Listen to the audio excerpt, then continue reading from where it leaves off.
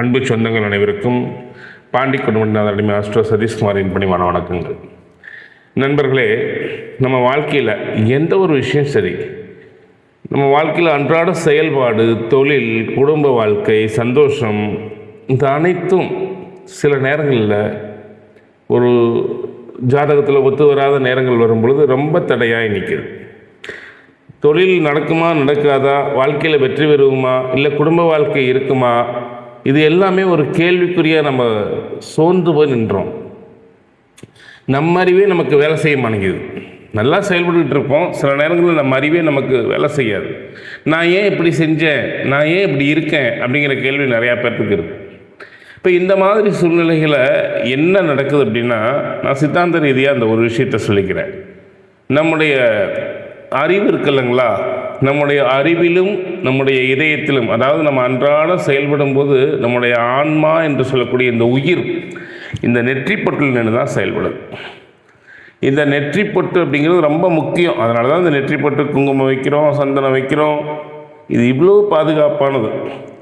இங்கே இறைவனுடைய நடனம், சிவபெருமானுடைய நடனம் ரெண்டு இடத்துல நடக்குது நம்ம உடம்புல. ஒன்று நம்முடைய நெற்றிப்பொட்டில், இன்னொன்று வந்து நம்முடைய ஹிருதயத்தில்.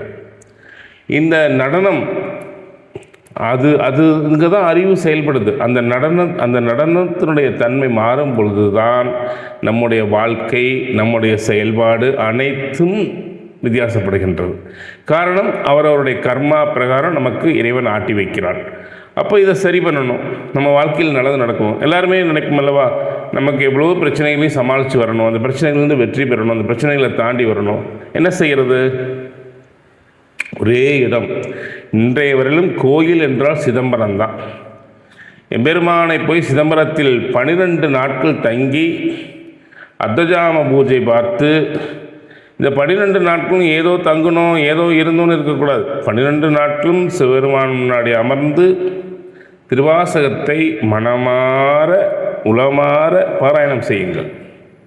பாராயணம் செய்து இறைவனுடைய திருவடியை பற்றி கொண்டு அவனை வேண்டிக் கொண்டு, ஐயா, என்னுடைய வாழ்க்கையை சரிபர நடத்த செய்.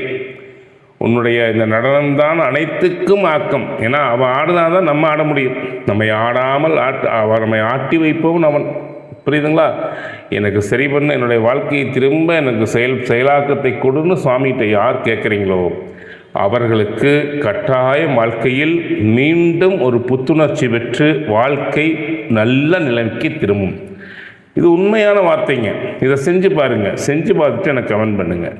ஆனால் ஆத்மார்த்தமான பக்தியோடு போய் கோரும்போது கட்டாயம் உங்கள் வாழ்க்கை